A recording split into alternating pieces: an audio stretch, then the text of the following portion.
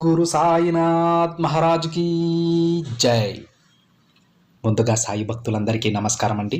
Video చూస్తున్న ప్రతి ఒక్కరిపైన ఆ సాయినాథుని ఆశీస్సులు ఉండాలని, బాబా గారి భక్తులందరూ ఎప్పుడూ కూడా ఆనందంగా సంతోషంగా వారి జీవితాన్ని గడపాలని మనస్ఫూర్తిగా కోరుకుంటూ ఈ వీడియో స్టార్ట్ చేస్తున్నాను ఫ్రెండ్స్. రోజులాగే ఈరోజు కూడా బాబా గారు తన బిడ్డల కోసం మరొక చక్కటి సందేశాన్ని అయితే తీసుకొచ్చారండి. ఈ సందేశంలో బాబా గారు తన బిడ్డలతో ఏమంటున్నారో తెలుసా? తల్లి, నీ జీవితంలో అమృత గడియలు మొదలయ్యాయమ్మా. ఈరోజు నీ సాయి వాక్కు విన్నావంటే ఆనందంతో ఎగిరి గంతేస్తావు. ధన్యవాదాలు బాబా అని పరిగెత్తుకుంటూ నా కోవెలకు వస్తావు తల్లి అని బాబాగారు అంటూ ఉన్నారండి.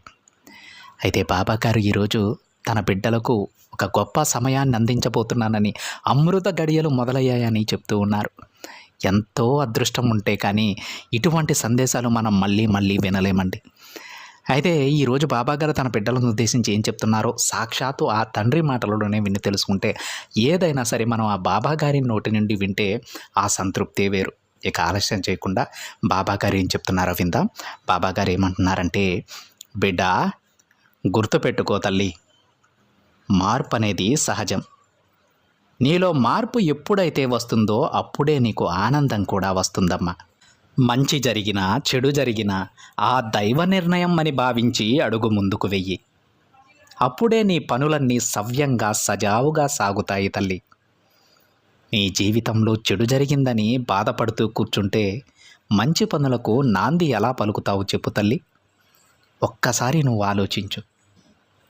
ఇప్పుడు నీ మనసులో ఎంతో బాధ గూడు కట్టుకొని ఉందమ్మా. అలాంటి సమయంలో కూడా బాధపడకు.